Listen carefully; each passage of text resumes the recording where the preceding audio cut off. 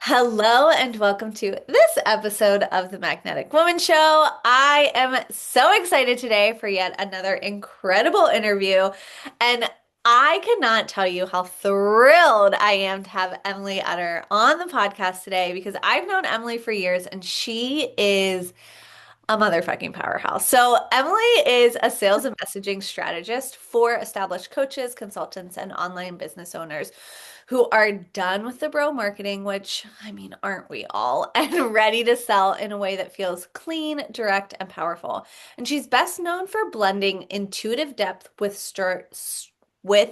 sharp business acumen, and she specializes in helping high-level entrepreneurs stop self-censoring in their marketing, refine their positioning, and confidently sell premium offers, which especially the stop self-censoring is so Yes. critical right now. So, Emily, thank you so much for being here. And why don't you tell the audience a little bit more about who you are and how you got to be into messaging and sales and like how did we get to where we are?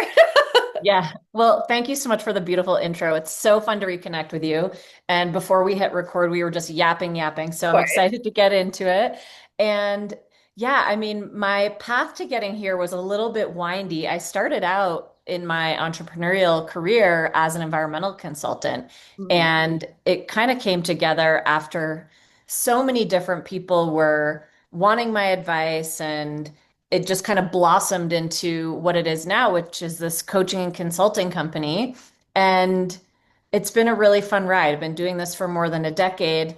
And it's interesting how it kind of morphed into something where I started coaching my clients on self-censorship and marketing and all of that. And I think it's because, in the beginning, when we're starting a coaching company, we kind of just do whatever we can to find clients, sell something, hope that it clicks.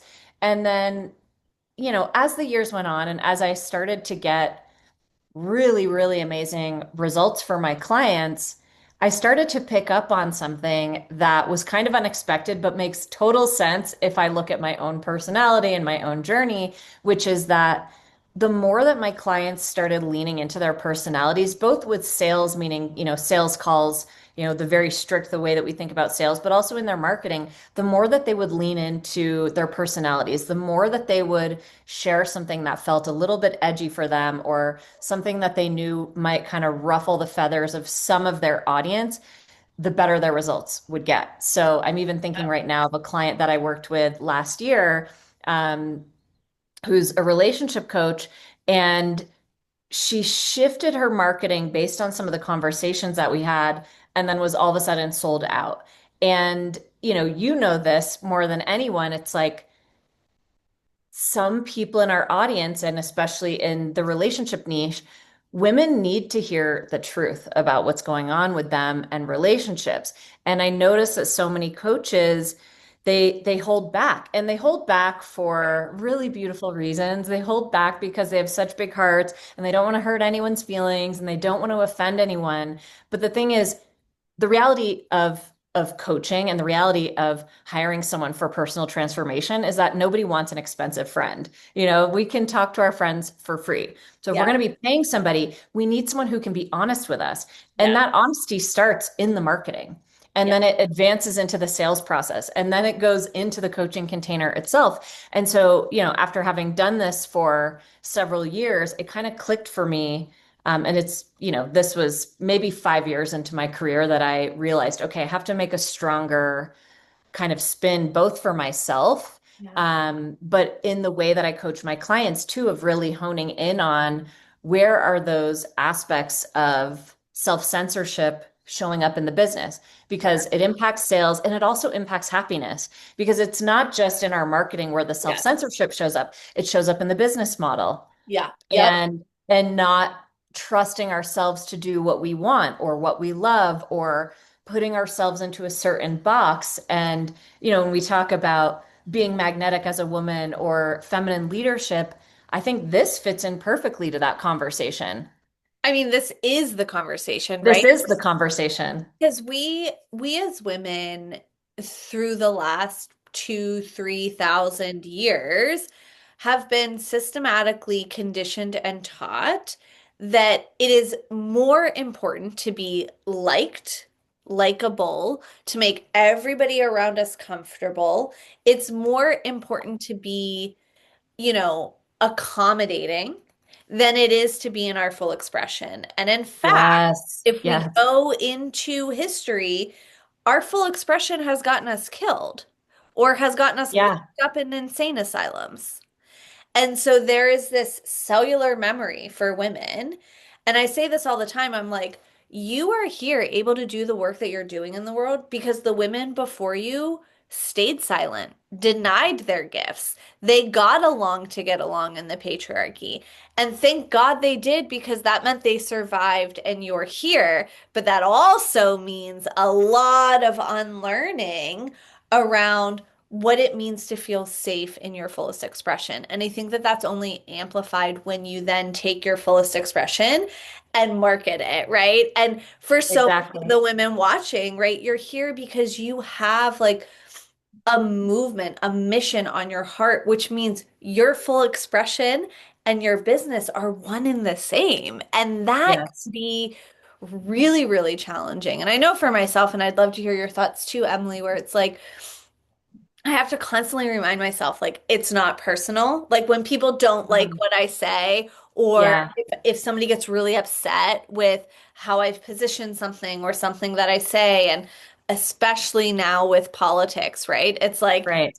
it's not personal. Like, it's so easy for us to interpret other people's discomfort, their anger, their triggers as, oh, I personally must have done something wrong, instead of like, the messaging is removed from who we are, if that makes sense. Yeah, absolutely. And the thing is, when we are standing in our power, and you just said so many amazing things, but when we're standing in our power, it is going to be confronting to some Yes. people. Yes. And, I think the most powerful leaders all over the world throughout history currently are the type of leaders who are misunderstood by a large segment of people. And I would even say and argue that being misunderstood often means that we're moving in the right direction. Mhm. And something I think people have even misunderstood about my work when I talk about being uncensored is that some people interpret that to mean that we should just be ranting and raving all over the internet or lighting fires on the internet, trauma dumping, Yeah. being polarizing Yeah. just for the sake of it. But that's not it at all, because what it looks like for you to be uncensored looks different from me, from every single client I've ever had, every client you've ever had. Yep. It looks different for every single person. And it's actually about permission. Uh, And it's about permission to be who we are and share that unapologetically. But it's terrifying it is. because, and I still go through this. So even though I speak about this, and even though, this is what I really believe in, and this is so important to me, and it's what I'm passionate about, I will notice sometimes that somebody that I love has unfriended me or unfollowed me. And it still stings, it still stings, even knowing that, okay, I guess they needed to leave. It still bothers me. Yeah. It's just that I know that I can't do the work that I'm supposed to do. And, you know, I was born feisty, I guess. I've always had a bigger, more bold, Yeah. louder personality. And I believe I was given this voice and this boldness for a reason, and that I'm supposed to use it, and Yeah. that how it's meant to be used is to support, all humans, but especially women in kind of releasing, untangling all the layers that have kept women silent. And, to the point that you made earlier, yes, there's many women throughout history who have stayed silent and have stayed likable. And then we have the powerhouse women who Yeah. were the witches, the Yeah. activists, the politicians, the women who, you know, Yeah. like stood for something that, Yeah. depending on when it happened in history, was just considered totally audacious at the time. So, and even still now. So, Yeah. yeah, I think on the topic of likability, it's something I think most women think about on a daily basis, if not once, multiple times throughout the day, right? It comes up all the time. I know that when I make a certain kind of post or a certain comment or some kind of statement, I know that it's not going to resonate with everyone. Right. But, when we come back to magnetism, even at the scientific level, we as women and we as humans are the most magnetic when we are being authentic. Exactly. Exactly. And So we yeah, can't have magnetism without authenticity. right. And you can't have authenticity when you're constantly self-censoring and constantly trying to be likable by the masses. And like, let's also just call a spade right now. I think right now in 2026, people oftentimes on the internet, aka in the comments, just want to be disagreeable. Like, Right. it's not even about you and your position anymore. I can't even remember what I was watching, and I'm like, why do people have negative comments about this video? Like, it was like of a dog, It's like, Yeah. I watch tons of videos of like dogs and rescue dogs, and without fail, it's like this cute little dog being rescued, and it's like, well, like, you shouldn't be feeding them from that bowl, and that bullshit. And it's like, what, why are we why are Yeah. we needing to argue, right? So one, Yeah. knowing that there's always, yes, there's going to be people that disagree with you because they truly like have a differing of opinion. And the internet culture has shifted in a way that it's like there's also just going to be disagreeable trolls, like, Right. all the time. All the time. And Exactly. and on top of that, in 2026, I think your work is vital for every single woman. I mean, every single person. I work specifically with women. You work mainly like we work with women. My entire audience Yeah. is women. I work with everybody, but mostly women. Yeah, my entire audience is women. So this is where we are. But I think your Yeah. work is vital for everyone, and especially women, because I think now more than ever, when people are looking to invest, especially in personal development, they Yeah. want to know that not only can you provide the transformation that they're looking for or the content that they're looking for, but that you also align morally. People Yes. are saying is political, but let's be very, in my opinion, Right. most of the time, what people are taking a stance about is actually morality and less about politics. So I'd love, Emily, if we could talk a little bit about how women begin to bring like their authentic beliefs, Yeah. morally, politically, however you want to phrase it, into their work. Because I think that, again, Yeah.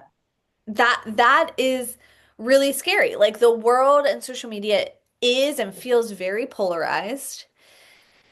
And simultaneously, I just think gone are the days where you can slap up a pretty image and the name of something and just get people buying it off of vibes Right. Yes. and not caring about who you are, what you stand for, and like your perspective on humanity. Yeah. Yes. Okay. That's such a good question. And also, I want to throw in a little Emily Yeah, rant right please. here, which is people seriously need to stop buying based on vibes alone. And I've definitely fallen into that trap. We all have.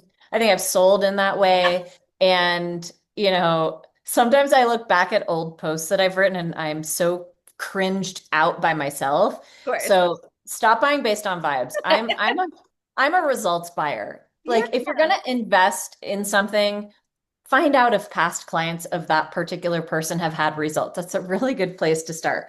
Yeah. But in kind of answering what you're speaking to around, how can women start to be more confident and comfortable sharing their beliefs online?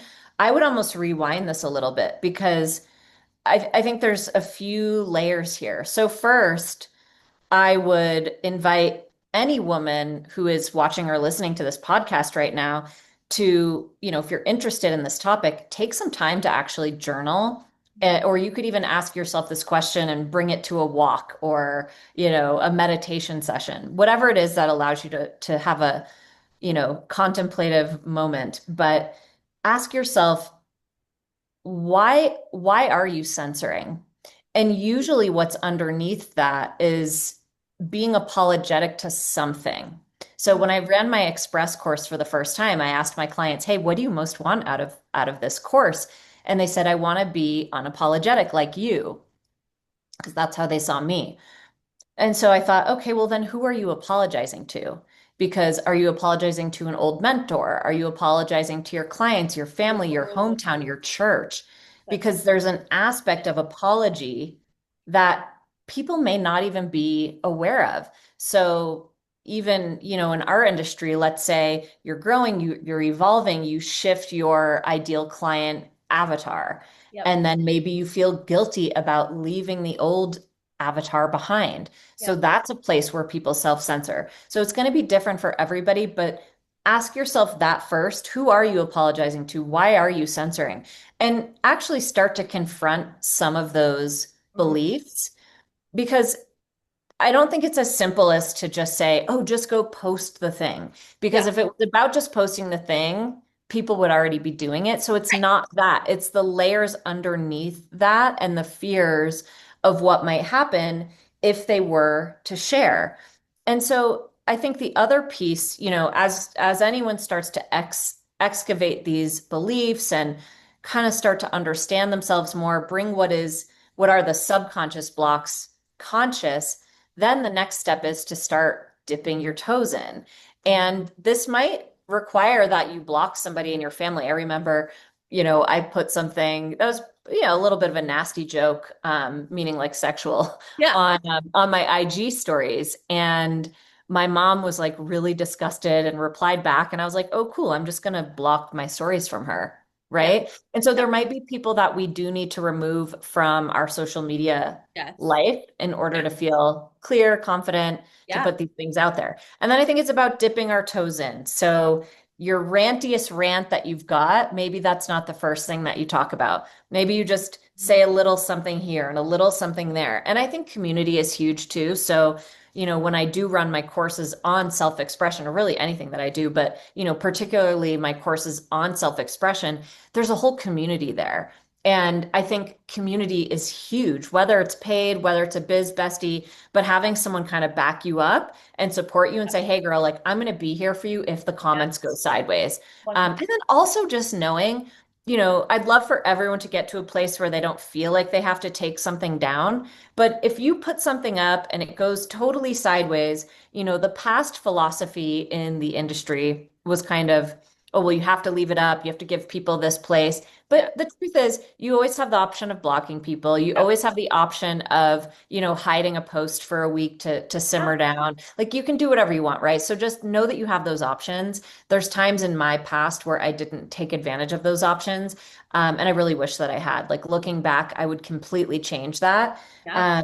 But then as far as starting to share political beliefs, I think getting grounded into why that's important. And, for someone like you or someone like me, we want to, as far, I think I can make this assumption about you, but tell me Yeah. if I'm wrong, but we want to invest with people who are values aligned. Yes, 100%. Yeah. Yeah. And so, and at a certain point too, we also, okay, we want to pay people who are values aligned, but we also want people paying us who are values aligned. 100%.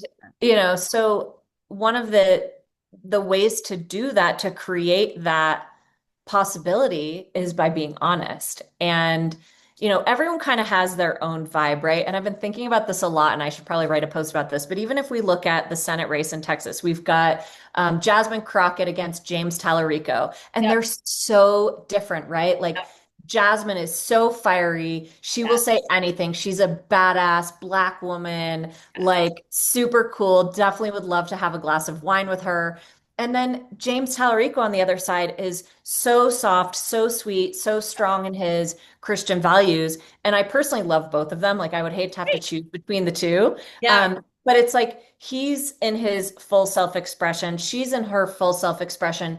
It's a very different kind of self-expression. Each of them, they're like two totally different flavors, but it's still fully authentic to them. And so for anyone watching or listening, I would invite you to start asking yourself, okay, well, what does your flavor look like? Are you the person who's going to write a super fiery post that like gets people going nuts in the comments? Or are you more of like peaceful and quiet and spiritual? And so what you share and the way that you share it has this very soft or nurturing energy to it. It doesn't matter what it is. The point is that you feel into, okay, how would I like my expression to be around this? And by the way, this is something I'm constantly asking myself, and I mean daily, Yeah, of because, there are times when I'm in the mood to just tell everybody to F off and, course. like really go on a rant about the orange man and his Yep. followers and all that, right? But then there's other times where I'm like, you know what? I'm in a mood to be productive. And so we also get to exist and express completely on a spectrum. Totally. Yeah. Yeah. And I will tell you, there are types of self-expression that I have started using less or started sharing less because I realize they don't actually match my evolution, my personal evolution. So I say that because, what I find happens a lot when someone comes to me, they want to learn self-expression, or they're even just hovering around my content, for example. They think that self-expression means being like me, and it's not at all. And again, bring up like the James Tallarico versus Jasmine Crockett, two totally different vibes, two totally Right. different energies. Black woman, white dude, like they're Yeah. so different, but they have a lot of similar philosophies, but how they express them is completely different. So, Yeah. whatever flavor you are, again, gets to exist on a spectrum, but then you get to ask yourself, okay, where do I fit in inside of this conversation and what feels natural for me? So nobody should be forcing being like some peaceful monk, Yeah. and nobody should be forcing being some fiery agitator. Right. We already, like, the truth is, if we're super honest with ourselves, unless someone is coming from having been because I just want to correct what I was going to say. I was going to say we all know like how we want our expression to be. That's not really true because some people have come from a culture or a background or a family that totally suppressed them, Yeah. and they are in a place where they're asking themselves, "I don't know who I am. Who am I today?" So if that's you, that's a whole other exploration that you get to go through. But if you really do kind of know like the way that you want to show up or the energy that you want to bring, just start dipping your toe in. Do it with support. If your topic, I had a client who helped her clients with all different kinds of things related to sex. And a Yeah. lot of the stuff, will get you blocked on Facebook or whatever.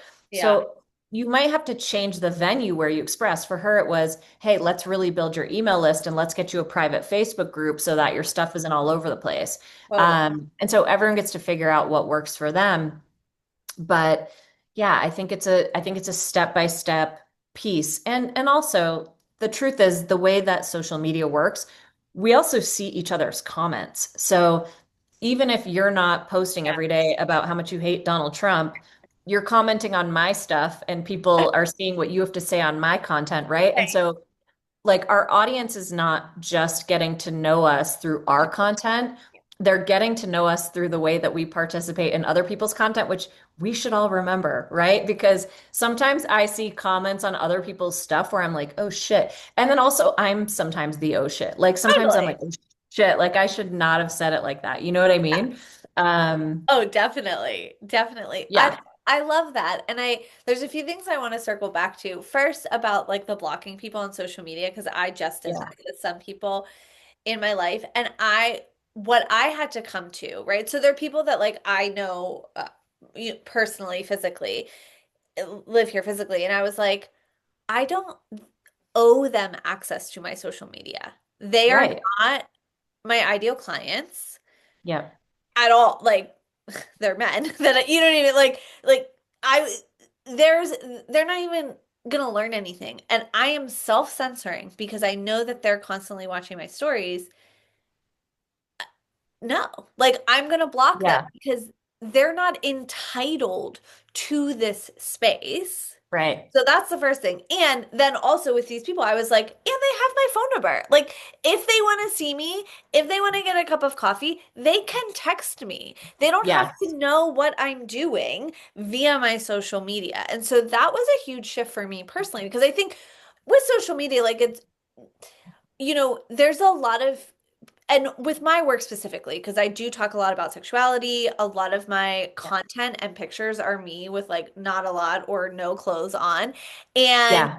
which is a whole other thing because it's like, yes, that is part of the expression. And also, I like went on a date a few months ago and the guy was like, I'm going to Google you. I was like, please don't. Right. And Yeah. he did. And I was like, and he's like, Yeah. "Whoa, I love the pics." I'm like, "This is why. Like, you Yeah. barely know me, so you're getting this warped view of Right. who you think I am or why you think I'm posting those things, which isn't the case." And so, obviously, that didn't go anywhere. But my point is, like, I I think especially when we talk about topics that feel sensitive and when they're very authentic expressions of ourselves, I think any topic can feel sensitive. Any topic can feel tense. Yeah. For Yeah. me, it was this reclamation of like, people aren't entitled to that, to my self-expression on social media, just Right. because I'm putting it on social media. Exactly. Like, I still get to gatekeep. And and one thing I did, which I didn't even know that I could do this until I ended up doing it, is you can stop comments. Like, you can turn comments off on posts.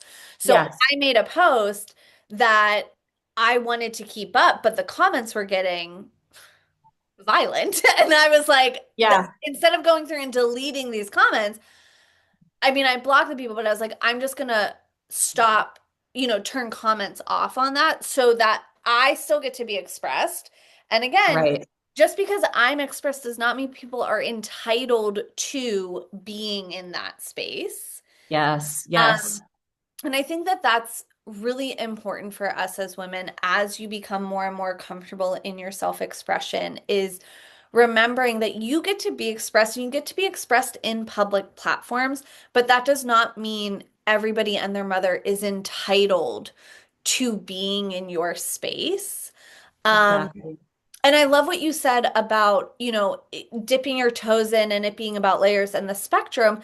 And also, Yeah. you know, a lot of us are very multi-passionate, and even in the offers that we put out into the world for coaching and mentoring, each one of my offers has a different flavor. And so there's like a Yes. different element of expression that gets to come through, which is also really fun. And so I think sometimes it's important to remember like you you get to be all of who you are. And there might be times, places, or offers where like one aspect of you is more kind of in the driver's seat. Like one Yeah. part of your expression is more at the forefront. And it doesn't mean that you're not fiery or soft or whatever, but this thing calls for that expression. And so I love that you Yeah. you encourage that. And I think it's so important how you said in your containers, like the community element is there because I Yeah. have my business bestie and like especially when I post content that is like anti-Christian, anti-religious, I always have Mm. this image of them coming after me with like pitchforks and like, fire. Yeah. And so I always text her and I'm like, I'm afraid of the Christians and their pitchforks. Can you go comment on this post? Yeah. Yeah. Yeah. Yeah. So But it's so real. it's so real, but that community element is so important because not only is it just somebody to be like, hey, I got your back, but it also typically it normalizes the content, right? Like, because the person that you're asking or the community you're asking probably has similar views, values, gets it. And it Yep. normalizes your content for the rest of the world. Like, nobody knows that I'm constantly texting my friend, being like, can you please comment on this so the Christians don't? Of course. Or so that Yeah. the first comment isn't like how I'm going to hell as a whore or whatever. Yeah. So I love that. And you know, I think that it's so, again, it's so, what was I gonna say? when we're talking about politics, I also think that that gets to be on a spectrum, right? Because I Yeah, think that now some people can feel a pressure to true. talk about politics and they end up doing it in a performative way as kind of like, let me check this off the list so everybody knows. Where me personally, with the work that I do with women around sexuality and pleasure and our bodies, it's like there's no way I can't talk about politics right now. Like, 100%. Yeah. and that, but there are th offers that people have, niches that people have where it's like it might not be that you need to talk about it every single day. You know what I mean? So I'm curious Yes. what your thoughts are on that. Yeah, I mean, I saw a really interesting post recently, and I can't remember exactly how it was worded because you mentioned being performative, which I do think is problematic. But the post that I saw recently had me think about this a little differently. So I want to share it. But it Please. was something along the lines of, you know, is it performative or does it just seem performative because, you're not used to speaking out or something along those lines. I don't remember exactly how it was said, right? But Yeah. like someone who's not accustomed to speaking out might look at someone else and say, "Oh, that's performative." Whereas, even if we just use you and I as the example, we know that when we share, we're not being performative, we're just Right. sharing what we believe in, right? So I would even question sometimes, wait, is it performative? And I don't think anyone should feel like they have to check off a box. I did something interesting in a post recently where, some kind of political post. And then I said, hey, by the way, if you want to speak up, but you're afraid to, my inbox is open. Like, let me support you through this. Oh, And I only had a couple people reach out. One was a guy who I knew from way back in when I lived in San Francisco. He wrote something that went crazy viral. He's an Asian American, and he wrote about his experience and why he's catching or carrying around his passport. And people really resonated with what he shared. yeah. And so that was awesome. And I really hardly did anything. Like he sent me the draft post and I was like, this is great. And he had put like a photo of his passport, but it showed a little too much information. I was like, don't use that photo, Yeah. right? And he posted it and it went absolutely crazy viral. And by the way, while you were talking, I wrote down vanilla does not equal viral. So we can talk about that in a second. Yes, please. But another woman who reached out, you know, the first question I asked her was, well, do you even want to speak out? And she sat with it. And it took her a few days to get back to me. She's like, I was actually sitting with your Yeah. question, and I don't know if I have a strong way to contribute to the conversation. And I think people know, like, she hasn't come out with any, at least not that I've seen, Yeah. any straight posts saying what she believes in. But it's evident through, again, the content she participates in, the way Right. she comments. And then she does things that are fully in private, like donating. So, okay, this is a great example. Like, I think some people will post their good deeds to be performative. It's like, do I need to know that you gave your sandwich to a homeless guy? You know what I mean? I think things like Right. that people do for positive attention. Agreed. Um, but yeah, I think the question around, and I'm forgetting exactly how you worded it, of sharing those, political beliefs and whether or not it's performative. I think for some of us, and I know this is like a neurodiverse type of thing or someone who feels like an activist, there's like this inner compulsion to share. Like Yeah. for me, I can't not share. I've been an activist since I was a kid. I grew up in Right. Vermont. I met Bernie Sanders in 1988. Like I'm a friggin' I feel activist, like yo. I've been on this train for decades, Yeah, people. I've been arrested. Like I've been to I more love protests than I could ever count. I've done Yeah. all of that. Um, so for me, it's just a natural extension of who I am. And also, so I've always like, I've never, in the beginning, I didn't feel I had to say publicly that Right. oh, I'm an anti-racist business, or Right. yeah, if you're gay, trans, whatever, Yeah. you're welcome in my world. I never felt the need to say that, probably because I lived in San Francisco and that's who I was going to get Yeah. anyways. It Right. was like all colors of the rainbow, all spectrums of That's gender, all spectrums of sexuality, yeah. I had everybody, which was Yeah. great. It's what I loved living in San Francisco. That's what you're going to get. Because my lead generation at the time was live workshops. Oh So, like my groups Totally. looked like San Francisco. Yeah. But then in 2020, when the whole Black Lives Matter thing happened and George Floyd, I realized I needed to take a public stand, or not that I needed to, I wanted to take a public stand Right. and I wanted to put a stake in the ground of, um, what my business is about. And I actually hired my former client, Trudy LeBron, and we worked together privately for about 6 months building out, kind of the new policies and the way that I would do things in my business to really take a stand as an anti-racist business. So for me, having made that public stand, Yeah. first of all, I'm definitely not taking it back, right? And part Right. of how I continue to reinforce that this is what my company stands for. This is what is expected in my communities. And when I say expected in my communities, I mean we are intentionally creating Yeah. safe, inclusive spaces for Got it. all kinds of people. Yeah. And so when I do speak out, even as a white woman, and people know my political background, they can make a pretty easy assumption that, they're not going to experience racism, hopefully, inside my containers. Or if there is, we'll clean it up, right? Like Right. those are the ways that we've dedicated ourselves to the Yeah. cause. Um, so yeah, I think, depending on how important it is to each individual for their business, Yeah. it's like if it's important to you in your business, you have to say something. How Totally. could you not? Totally. Um, I Yeah. had a funny experience this morning. There was a woman I was considering hiring, and I reached out to her team and I said, "Hey, who did she vote for?" And I got a very long email explaining why she's not political, which tells us everything we need to know. You're And like, how and no.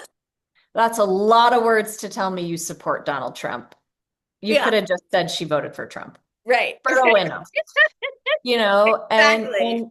but we do get to vote with our dollars in that way. Totally. Well, and one thing, and I do want to go back to the vanilla to Oh for yeah, yeah, we viral, can. but one thing I wanted to say is I think for a lot of people, uh, and the story that you said when you first started your business and you were doing a lot of in-person work in San Francisco, it's like your actions and how you were running your business, the like it was already set. Your morals, your perspectives, it was Yeah, already set.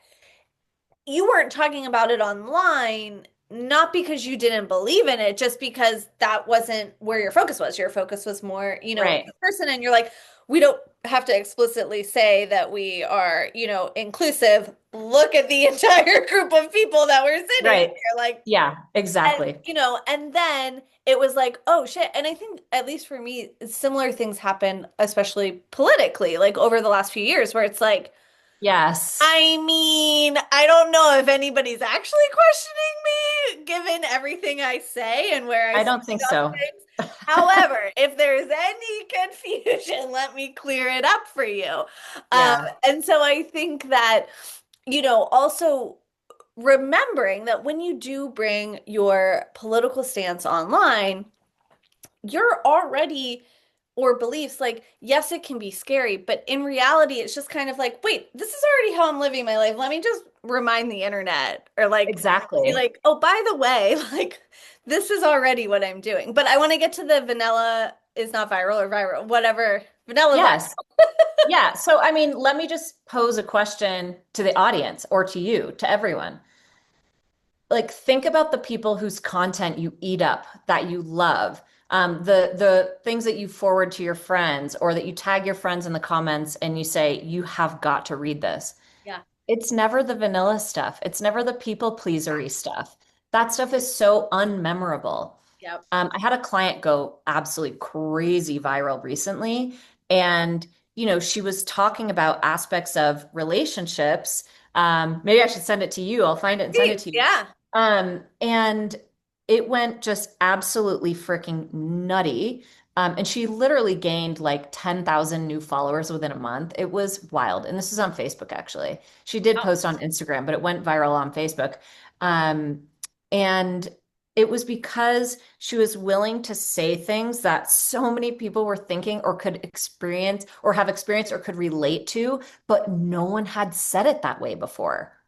And when you say the thing that, and I even have a program called Say the Thing, but when you say the thing, it's an Emilyism. So we're like, we got to turn it into a program. But when you say the thing that you're thinking and that other people are thinking, but no one has the freaking guts to say it, that's the post that's Oh, going to go viral so because it's resonating with people at such a visceral level. And they're like, oh my God, finally somebody freaking said it. Or in the case of my client, so many of the comments said, oh my gosh, you put words to something that I've experienced. You put words to something that I have felt that I never knew how to express, or that I didn't know that I was, in company, that other people had experienced this too. And it really is the stuff that kind of pushes the envelope a little bit that will go viral, that will bring a lot of engagement, that will bring in new clients. Everyone's seen the vanilla stuff before. right. If you read a post and you have no idea who wrote it, it's probably super vanilla. It's probably people pleasery. It's not going to stand out. It's not going to be memorable. There's posts that I've read that still to this day were so freaking phenomenal that I can still think of them. Like I have had clients even write posts where Huh? I read it and I verbally actually squeal because I am obsessed with them. Thinking of a past client right now. She wrote this amazing post about feminine mush and how there were all these feminine leaders, but they were so mushy and had no money and all this stuff. And like she just conveyed it in such a powerful way. And that post completely went off. And it's because she was willing to speak to a dynamic that was happening inside of like the feminine, whatever, whatever in the coaching industry. And she said what no one had had the guts to say until she did. So, when we're talking about self-expression and, building authority and building leadership on the internet, you have to be willing to say things that make your stomach feel a little funky. Yeah. That's what leadership is, you know, like releasing the self-protection to say what you know is important or what you believe is important. And I want to say something super random about self-expression too, because it doesn't have to be about politics. Like I've Yeah. been drinking out of this cup the whole time. Yeah. And this is swag I made years ago. And this is because I'm an environmentalist. Yeah. And so one of the ways I self-express is that when I host a client event, there's no plastic allowed, there's no single use, Yeah. crap. Like and so all my clients got this, and that's how they drank their water at my event, right? So your Brilliant. self-expression does not have to be like some crazy polarizing thing. It could be a freaking reusable cup. Right. That could be the way that you self-express. Oh my gosh. Yes. And one thing I want to say about the vanilla and that self-expression example that you just gave, I just went to like a local event here and I walked in and I left within 10 minutes. I was like, Mhm. this is the most basic, boring thing. And Oh, I was like, yeah. I left and I've talked very openly and publicly about this. I don't have a community of women here in Pittsburgh. I have Yeah. literally tried everything and I've just kind of been like, you know what? It's not my Actually, I know someone I need to introduce you to who's super cool. She has kids, okay. so she's very busy, but I have a new friend for you. Introduce me, introduce me. And so, Yeah. but I'm still like, okay, I view making friends here like I view dating. Like I'm open to it and I have very high standards for friendship and blah blah blah. Anyway, so I go to this As you event. should. As you Right. should. Exactly. Yes. I go to this event and I'm like, I I left. And so I text my best friend and I'm like, the event was like it was very well put together. It was beautiful. I want to go naked howling at the moon and then go drink wine and flirt with men. Like I Yeah. don't like, what was it? And she goes, I want to go to your event. And it was like, oh yeah. And so like you said with your glasses, it's like I think sometimes a lot of vanilla things or a lot of things become common and normalized. And when you're like, oh, but actually, what is true and authentic for me is something completely different, there can be Yeah. that, like, oh, well, everybody seems to want this. And it's like, no, people want what it is that you have. And like, even Yeah. like your example of the cup, I think is going to be so many light bulbs for so many people because you forget that like you said your self-expression your authenticity comes out in all of it Yeah, doesn't just have to exactly. be your Facebook posts your Instagram posts whatever and this is why I'm so excited for the Embodied Feminine Leadership Revolution event which Me is too. completely free and why I was so excited to have Emily here because authentic, full expression as women is really challenging. And so I do want to say for everybody listening, like, you feeling scared, you feeling challenged by this is normal. There, Yeah. there's nothing wrong with you. You don't have to go on a 5-day healing journey to figure out why this is hard. Like, Yeah. this, it is hard. It is challenging, and it's normal to be scared of it. It's normal to feel overwhelmed by it. And this is why I was so excited to have you as part of the event. So if you haven't signed up for the event yet, make sure to do so down below or in the show notes. You'll get to see Emily and a ton of other incredible experts all talking about embodied feminine leadership and really helping you step into the leader that you were always meant to be. So, Emily, as we begin to wrap up, is there anything left that you have that you want to say? Any other things coming up for you? Yes, well, I'm so excited for your event, and I know who some of your speakers are. And y'all, this is going to be really good. I'm going to sign up. I'm excited to see the other interviews, Okay. or the other experts Yeah. sharing, their trainings. Yes. Um, yeah, just one final thing, because kind of the cup conversation got this rolling. One of my earliest stories in my business is the fact that I used to hide that I go to Burning Man. I've been to a Burning Man 11 times in a row. It's been such a big part of my life, but I felt like I had to be this, professional in order to be successful. But it was totally the opposite. And I've had so many clients choose me, or even clients I met at Burning Man who then, after meeting me, joined my mastermind. And so I just want to encourage and remind everybody that the thing that you think you're supposed to keep a secret, or the thing that you think makes you not qualified, is actually probably the thing that people are going to be attracted to. I even had a client, Courtney, who I adore. We're friends. We actually got to hang out together in real life and meet.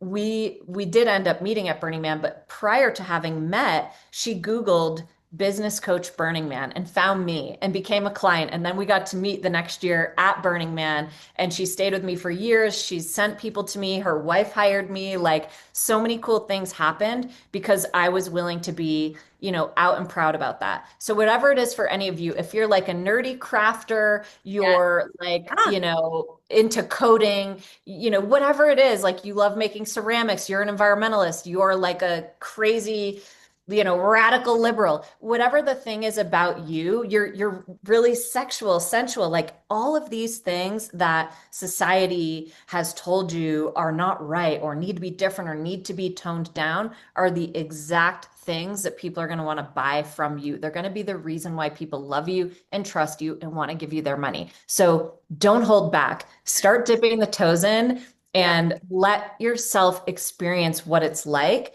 to be really magnetic, and watch what happens in your business when you do that. It will change everything. I Yes, yes, yes.